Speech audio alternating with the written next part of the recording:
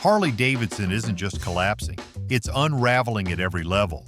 Factories are going silent, dealers are abandoning ships, and in towns once powered by the roar of V-twins, there's only silence. This isn't a dip, it's the beginning of the end. Stick around to the end to uncover the truth no one's telling you. The empire collapses overnight. What looked like a bad quarter just became a full-blown corporate disaster. Harley Davidson's financial report for the first quarter of 2025 didn't just miss expectations, it torched them. Revenue plunged by 23% compared to the previous year, sinking to just over $1.3 billion. Even worse, net income was slashed by more than 40%, falling to a fragile $133 million.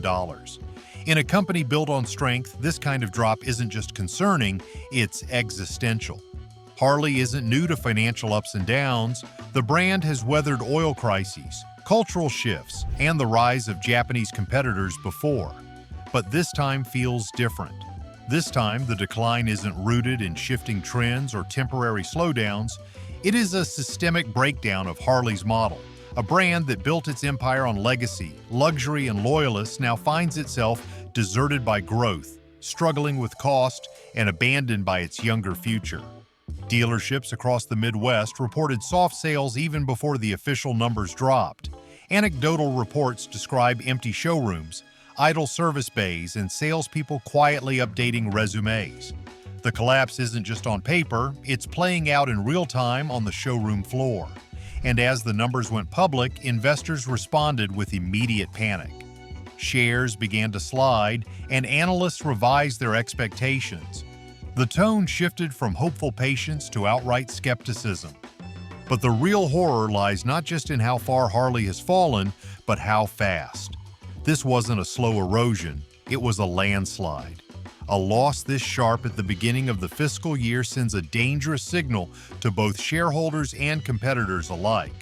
For Harley, the problem isn't just that they're bleeding, it's that they may be out of tourniquets. And the real cause of this? That leads us directly into where the past and present collide through a policy weapon Harley once wielded proudly. Got a ride you're proud of? Tell us what it is and where you take it in the comments. And if you're enjoying the vibe, don't forget to like and subscribe for more. Inflation and tariffs. The cost spiral. Harley can't escape. This isn't just inflation, it's financial strangulation at scale. Harley Davidson, once the poster child of American manufacturing resilience, is now being crushed under the very same trade policies it once praised. Tariffs meant to protect domestic production are now choking its global supply chain, raising costs on parts, materials, and overseas partnerships at every link. Let's start with the hard math. Tariffs on components imported from China have increased to over 140% in some cases. Add to that a blanket 25% tariff on key parts from other foreign suppliers, and Harley's cost base has been thrown into chaos. It's not just that bikes are more expensive to build, it's that each bike built now carries the weight of a hostile international tax code. The irony? In the early 1980s, Harley lobbied for tariffs to fend off Japanese rivals. In 2025, those same mechanisms are what's driving it into the ground. But the pain doesn't stop at trade. Inflation has ignited across every logistic corridor.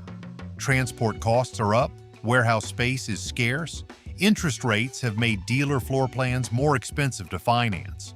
The entire machine, from sourcing raw materials to rolling bikes out to dealerships, is sputtering under cost pressure. And Harley, unlike more diversified automakers, lacks the volume to absorb the blow. This is where Harley's status as a premium niche brand becomes a weakness. Every dollar of added cost hits harder when you only move tens of thousands of units per quarter. For companies that manufacture at global scale, inflation eats into margins. For Harley, it threatens survival. Riders don't want to pay $5,000 more for the same bike, and dealers don't want to stock inventory that's priced out of reach for blue-collar customers already stretched thin. That's why, as the costs soared and the bottom line buckled, Harley made a shocking decision that would send Wall Street into a tailspin. Gear might be the last thing still built to last. We've linked our trusted jackets, gloves, and riding tools in the description. Ride protected. Outlook pulled, confidence destroyed. When a company pulls its future forecast, Wall Street doesn't blink. It panics. Harley Davidson made headlines when it retracted its full-year guidance for 2025. For seasoned investors, this is one of the loudest alarm bells a publicly traded company can ring. It doesn't just suggest uncertainty. It screams internal chaos. Analysts were blindsided. After an already rocky earnings call where executives acknowledged softening demand and margin pressure, the abrupt decision to withhold projections confirmed what many feared. Harley's leadership no longer trusted its own playbook. The market took note. Stocks fell sharply. Forecast models were torn up. Confidence, once shaky, now cratered. Pulling guidance is not a move companies make lightly. It signals that variables are spinning out of control. Supply, demand, labor, inventory, global shocks. In Harley's case, it's all of the above. Rising production costs, slow-moving inventory, collapsing sales, and tariff uncertainty make any forward-looking statement a gamble. What's worse is that this isn't a startup learning the ropes. This is Harley Davidson, an icon of American manufacturing. When a titan says, "We don't know what comes next," it triggers fear beyond investors. It rattles suppliers. It disrupts dealerships. It shakes the company's entire ecosystem. For many longtime Harley supporters, the moment felt like betrayal. A company that once stood for confidence and control was now publicly lost at sea. And inside the company, the decision lit a fuse that would set off one of the ugliest internal battles in its corporate history. Zites versus the board. Harley's civil war. He was supposed to be Harley's savior. Now he's the symbol of its failure. Jochen Zites, the high-profile CEO brought in to modernize and electrify Harley Davidson, is now at the center of a brutal civil war. After months of missed targets, falling stock prices, and strategic missteps, activist investors have had enough, and they're suing to replace him. The fight has grown personal. H Partners, a powerful investor with a nearly 10% stake in the company, has launched a campaign to oust Zites and two other board members. They accuse the CEO of failing to lead from the front, of mismanaging the Livewire electric division, and of losing touch with the brand's core audience. Harley, in return, has fired back, accusing the activists of pursuing a self-serving agenda. The press releases are scorched earth. This proxy battle isn't just about boardroom politics. It's a referendum on Harley's entire identity.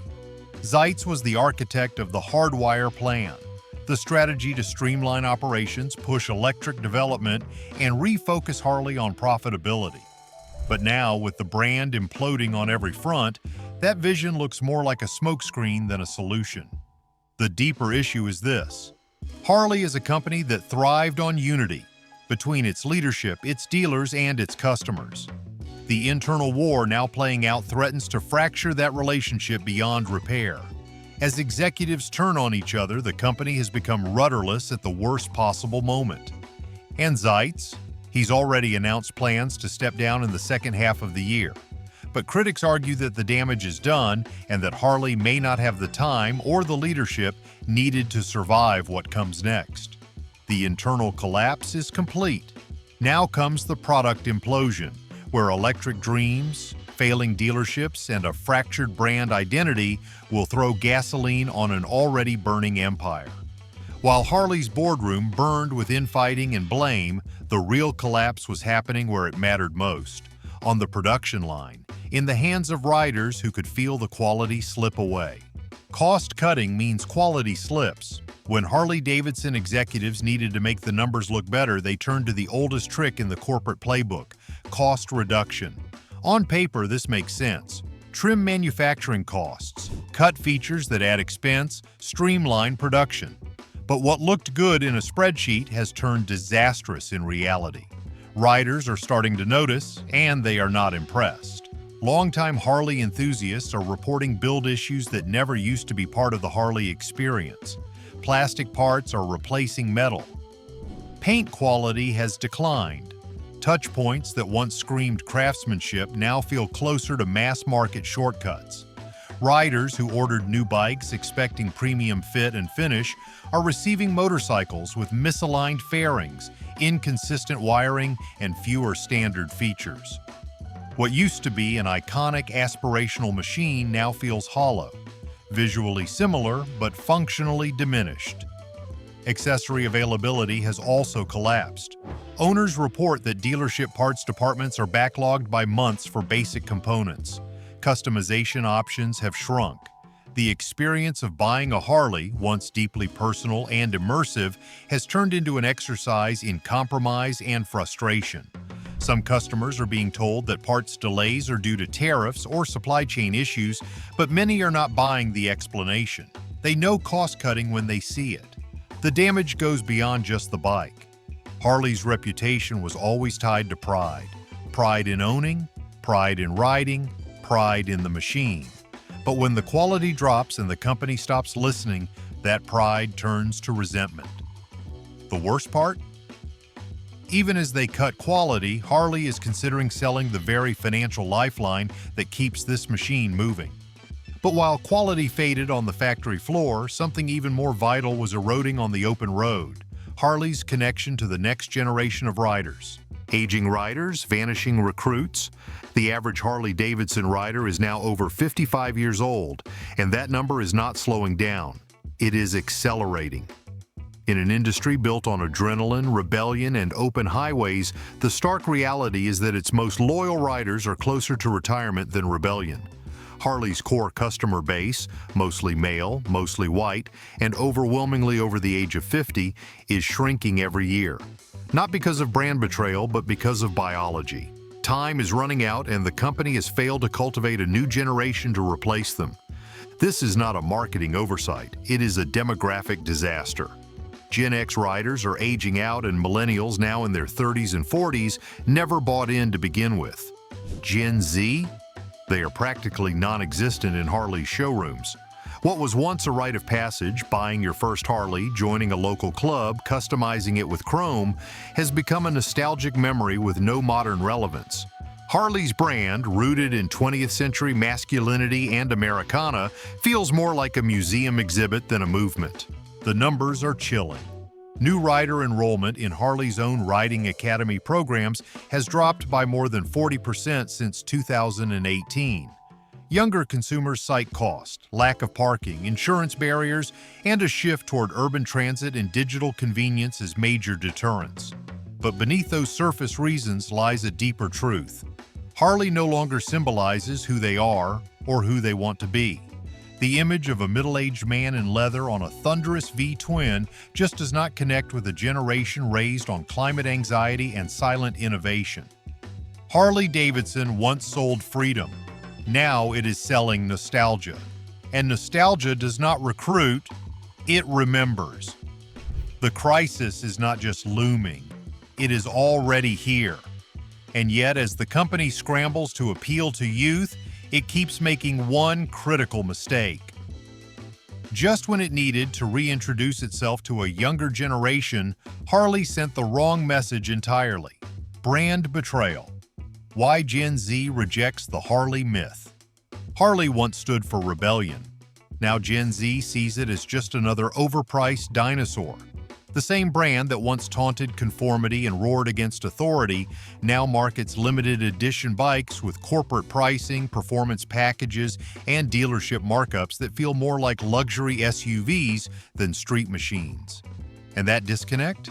It is fatal. For a generation shaped by climate anxiety, economic fragility, and digital-first identities, Harley's thunderous exhaust notes sound less like rebellion and more like an unwanted disruption. Gen Z is not romanticizing gasoline or chrome. They are asking different questions. Is it sustainable? Is it smart? Is it connected? Is it worth financing when most of them are already drowning in student debt? And most of the time, the answer to those questions is a resounding no. Harley's Livewire electric bike was supposed to bridge that generational divide. It failed, not just because of price, but because of tone. Instead of offering something sleek, affordable, and Gen Z friendly, it launched a $13,000 electric sport bike that still leaned on a legacy aesthetic. The result was a product that felt like an aging brand trying to wear a younger face, transparently inauthentic and economically inaccessible. Gen Z didn't bite. Meanwhile, Harley's social media presence tries to capture a sense of cultural edge but feels hollow. It has influencers posing with bikes, slick corporate videos, and hashtag campaigns that barely touch the values of younger audiences. In contrast, emerging motorcycle brands like Zero, Rivid, and even custom builders on TikTok and YouTube have captured organic followings. They speak Gen Z's language. Harley still speaks to its own echo chamber. This betrayal is not about abandoning a generation, it is about failing to adapt while pretending it did. Harley thought it could slap on an electric motor and sell the same mythology. But rebellion without relevance is just noise, and Harley's noise is falling on deaf ears. Now the company faces a cultural paradox. It cannot go back to its old ways, but it does not know how to move forward. And that confusion has become something even more dangerous than age or pricing. It has triggered a full-blown identity crisis. The motorcycle identity crisis. What does Harley even stand for anymore? Ask 10 riders. You will get 10 different answers. That is not branding. That is fragmentation. Harley Davidson used to mean one thing: the loud, powerful American cruiser. You knew what it was the second you heard it, the second you saw it. But now, Harley is a tangle of contradictions. It is electric and analog. It is classic and futuristic. It is rugged and refined. It is for rebels and retirees. From adventure bikes like the Pan America to trikes like the Freewheeler, from bar-hopping sportsters to long-haul touring machines, the lineup feels less like a clear identity and more like a scramble to please everyone. And in doing so, Harley has pleased no one. Loyalists feel alienated. Newcomers feel overwhelmed. Dealership floors resemble confusion more than confidence. The Livewire was a leap forward but disconnected from the brand's emotional engine. The Pan America was a bold attempt at entering the adventure market, but it lacked the credibility to compete with brands like KTM and BMW. Even within their core cruiser lineup, names like Softail, Street Glide, and Fat Boy blur together for the uninitiated. Instead of refining its image, Harley has expanded into uncertainty. This identity crisis is especially damaging in a market where brand meaning drives purchase behavior. For Yamaha, it's performance and precision. For BMW, it's technical mastery. For Indian, it's classic heritage reimagined. For Harley, that answer now depends on which dealer, model, or ad campaign you ask. And yet, the clearest indicator of this identity collapse is not in branding, it is in behavior. Riders are not replacing their bikes, they are not upgrading, they are not evangelizing. The loyalty has become passive. And worse, the secondary market is beginning to show signs of rejection. Because when your most loyal fans cannot even sell their bikes, the crisis is no longer emotional, it is economic. Used market collapse, the bikes no one wants to trade. Even die-hard riders cannot unload their bikes because no one is buying. Across the country, used Harley Davidson inventory is stacking up on showroom floors, Craigslist, Facebook Marketplace, and auction lots. Private sellers are lowering prices by thousands. Dealerships are refusing trade-ins. And for the first time in decades, Harley ownership is being seen not as an asset, but as a liability. Resale values have plummeted by over 30% in some markets. That means riders who financed a Road Glide or Street Bob in 2020 or later are now underwater. The loan balances exceed the market value. They cannot refinance. They cannot trade up. They are stuck. And the longer they hold on to depreciating bikes, the more bitter they become. Not with the economy, but with Harley. Collectors, once a dependable stabilizer for Harley's resale market, are pulling out. Auction listings are flooded. Limited editions and anniversary models that once held strong value are now struggling to hit reserve. Even models with custom work or low mileage are not moving. Why? Because the next generation of riders is not looking for a Harley. They are looking for alternatives or looking away entirely. This used market collapse is not just a consumer pain point, it is a reputational threat. A brand thrives when ownership feels like a badge of pride. But when selling a Harley becomes as hard as selling a broken appliance, that pride mutates into resentment. And when enough people stop riding and start talking, that resentment spreads. The next part of the story reveals how that bitterness is rising to the surface. In politics, in protests, and in the very cities that once built the Harley legend. Political theater: will Congress save Harley? The same government that once saved Harley might now use it as a prop. In the 1980s, the United States government imposed heavy tariffs on imported motorcycles to shield Harley Davidson from Japanese competition. That lifeline became a legendary chapter in the brand's survival story.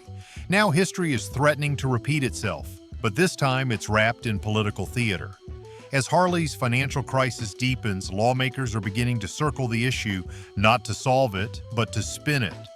Several members of Congress have voiced concern about the impact of foreign tariffs and domestic inflation on American manufacturing. Harley has become a symbol in this narrative, a battered but beloved relic. Democrats push for industrial subsidies and protectionist trade policies, while Republicans champion deregulation and lower tariffs. But beneath all the noise, there is very little real action.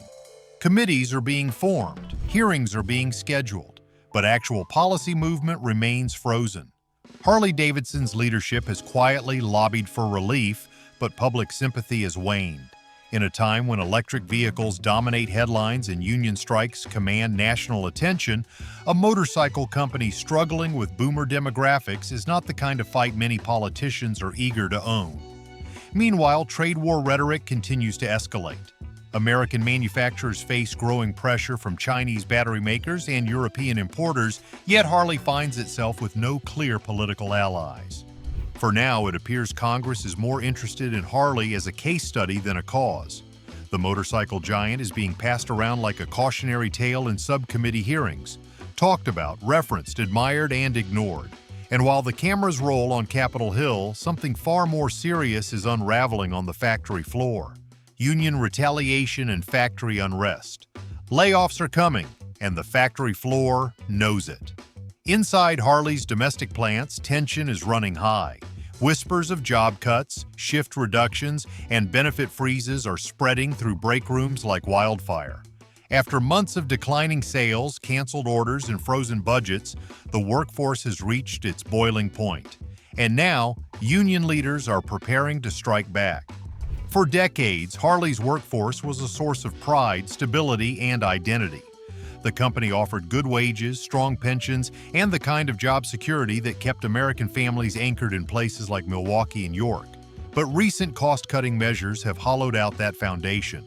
Reports have surfaced of parts shortages, delayed maintenance, and reduced hours. Managers quietly refer to restructuring. But workers know what's coming. It's the slow roll toward layoffs. Union reps have begun rallying members. They cite unkept promises, wage stagnation, and rising healthcare costs. The anger isn't just about economics, it's about betrayal. Many workers supported the company through its early electric vehicle push, even when it meant painful adaptation and cultural shift. Now they feel abandoned. And for good reason. Senior executives continue to draw stock grants and performance bonuses while hourly employees brace for cuts. In private meetings, union officials have floated the possibility of walkouts. They're watching similar movements across the auto and aviation sectors and considering coordinated action. The risk is high, especially in a weak sales year, but the message is clear. If Harley expects loyalty from its workforce, it will need to earn it back. And as worker unrest simmers into public resistance, investors are watching with increasing dread. The labor storm is only part of the damage. Wall Street has already made up its mind, and the numbers tell the story. Investor panic, stock in freefall. Harley's stock is now down 39%, and nobody's catching the knife. On Wall Street, Harley Davidson has gone from a dependable legacy brand to a cautionary tale. It's no longer discussed in the same breath as blue-chip stalwarts. Instead, analysts are treating it like a structurally compromised risk, plagued by weak guidance, failing diversification, and outdated appeal. The sell-off began quietly in late 2024 but accelerated sharply after Harley pulled its earnings outlook. That single move was enough to confirm every bearish suspicion. Institutional investors have exited en masse. Retirement funds that once held Harley as a stable industrial play are dumping shares at a loss. Mutual fund managers are pivoting to electric vehicle startups and tech manufacturers. Even hedge funds, once bullish on Harley's turnaround potential, are now shorting it. Short interest has spiked and trading volumes are surging with panic-fueled volatility. In forums like StockTwits and Reddit's Wall Street Bets, Harley has become a meme, no longer a brand but a punchline. And while some contrarians are buying the dip, most understand the deeper issue. Harley's financial model is outdated, its core consumer base is shrinking, and its attempts at innovation have flopped. The collapse is not just about missed revenue, it's about lost identity and eroded confidence. But for the towns and cities built around Harley, there is no such exit strategy. The stock might crash quietly on a screen, but the real-world collapse echoes through factories, storefronts, and entire communities. Harley's future may seem uncertain, but we're not done uncovering the full impact. Like if you're surprised by how deep the crisis goes, and subscribe for more insights on what happens when legacy brands crumble under their own weight. The communities left behind. When a Harley plant closes, it's not just a factory that dies, it's a way of life. Across America, entire communities have grown around Harley Davidson. In places like Menominee Falls, Wisconsin, and York, Pennsylvania, Harley isn't just an employer, it's a cultural cornerstone. Families have worked at the plants for generations. The dealerships sponsor local football teams. The bikes fill Main Street parades every summer. But now, all of it is at risk. With dealerships downsizing and production plants scaling back, the ripple effects are brutal.